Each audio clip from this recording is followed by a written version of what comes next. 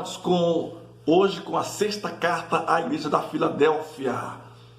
Nós temos por base aqui Apocalipse, capítulo de número 3, dos versículos 7 e 13. Eu não vou fazer como eu estava fazendo, lendo os versículos, né? Eu vou dar somente os pontos chaves do texto para que nós possamos ter uma interpretação daquilo que nós estamos lendo aqui, tá bom? Então, você vai ler Apocalipse, capítulo 3, versículo 7 ao 13, e nós vamos pegar os pontos chaves aqui para nós fazermos uma interpretação aqui do que diz o texto, tá bom? Você que ainda não é inscrito no nosso canal, se inscreva, assine o sininho para receber todas as nossas notificações. Bom, sexta carta à igreja de Filadélfia. Filadélfia significa amor fraternal, a verdadeira igreja no meio da igreja protestante. Então, a verdadeira igreja no meio da igreja protestante. Nos narra do versículo de número 7 até o de número 13. Era uma cidade da província romana da Ásia Menor. Hoje, como todas as 7 cartas foram escritas da Ásia Menor, hoje é a porção da Turquia asiática. Versículo de número 8, uma porta aberta. A porta, sua posição geográfica na rota que ligava Jerusalém à capital do Império Romano. Profeticamente refere-se à área missionária da igreja, que começou no fim do século XIII, que chegou até os nossos dias. Então, como se fala de porta, né? Porta, quando a pessoa passa por uma porta só tem acesso às pessoas que são autorizadas por ela, tá ok? E essa porta aberta aqui seria o quê? A porta era uma posição geográfica da rota que ligava Jerusalém até a capital de Roma. Então, Jerusalém até a capital de Roma era uma porta muito boa, sendo uma porta missionária. Versículo de número 9, sinagoga de Satanás. Sinagoga só aparece uma vez no Antigo Testamento, lá no livro de Salmos, número 74, versículo 8. No Novo Testamento aparece 56 vezes. Então, sinagoga de Satanás, no Antigo Testamento, só uma vez, lá em Salmos 74, versículo 8. E aproximadamente 56 vezes no Novo Testamento. Tá ok? Já falamos anteriormente sobre o trono de Satanás nas outras cartas aqui. Os gnósticos dos tempos de Esmirna e Filadélfia fundaram 2 sinagogas. Nos seus dizeres seria o auge dos seus saberes diante dos olhos divinos. Eles foram classificados como tais. Então, diante da classificação divina, eles foram classificados, os gnósticos aqui foram classificados como uma sinagoga de Satanás. Haja vista, eles fundaram 2 sinagogas, uma em Esmirna, outra em Filadélfia, tá bom? Os gnósticos, segundo se diz, degradavam a pessoa de Cristo e a sua missão, negavam também a possibilidade de encarnação do Verbo, Jesus, o Filho Eterno. João 1:1. Eu falei anteriormente que João teve uma revelação fantástica sobre a criação do mundo, né? Ele fala assim: no princípio era o Verbo, e o Verbo estava com Deus, e o Verbo era Deus, e sem o Verbo nada do que foi feito se fez. Ou seja, Jesus fez o mundo com autorização do Pai, né? Os 3, né?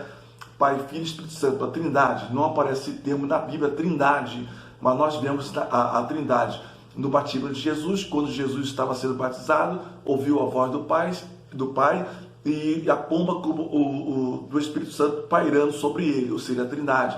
Vemos outra forma de Trindade também. Segunda carta ao Coríntios, capítulo 13, né? A impetração da bênção apostólica, que o amor de Deus, o nosso Pai, a graça do nosso Senhor Jesus Cristo e a comunhão do Espírito Santo. Vemos a Trindade. Ok? Então João teve uma revelação lá em João capítulo 1. Depois você confere, você vê direitinho que fala sobre o Verbo, né? Jesus falando que ele era o Verbo vivo que desceu do céu. Seguindo aqui, versículo número 10. Hora da tentação. É um termo técnico para descrever o período da grande tribulação. De certo modo, envolverá todo mundo.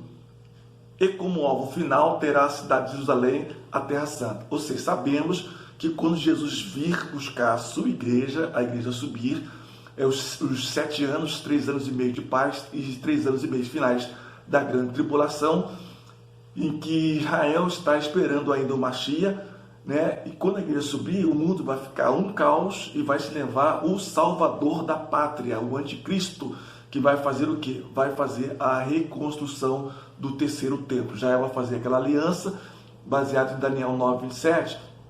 Ele vai, quando ele perceber que ele não é o Messias, Israel vai quebrar o pacto, né? Então vai haver uma grande perseguição, tá bom? E essa grande perseguição vai vir contra quem? Contra Jerusalém, tá bom? Versículo de número 11. Tome tua coroa, segundo os anais da história grega, na Grécia Antiga, em Olimpo e pelo Peneso, de 4 em 4 anos se realizavam Jogos Olímpicos desse ano 776 a.C. Quando falava em coroa, né, todo mundo sabe que quando uma pessoa participa de uma competição, a pessoa recebe uma coroa. Essa coroa é para quem vencer, tá bom? Então, quem vencer a hora da tentação, como diz aqui, receberá a coroa, passando a hora da tribulação. O apóstolo Paulo escreveu a respeito para o seu filho Timóteo, pois o pai de Paulo era grego e de conhecer a Grécia, deveria estar familiarizado com ela, tá bom? Versículo de número 12, coluna do templo do meu Deus. A igreja do Senhor, já no presente é a coluna e firmeza da verdade. Primeira carta de Timóteo, capítulo 3, versículo 15.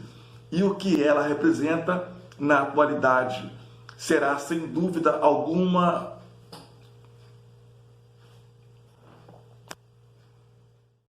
o apóstolo Paulo escreveu a esse respeito para o seu filho Timóteo, pois o pai do mesmo era grego, Atos 16:1, e de conhecer a Grécia, Atos 17:15.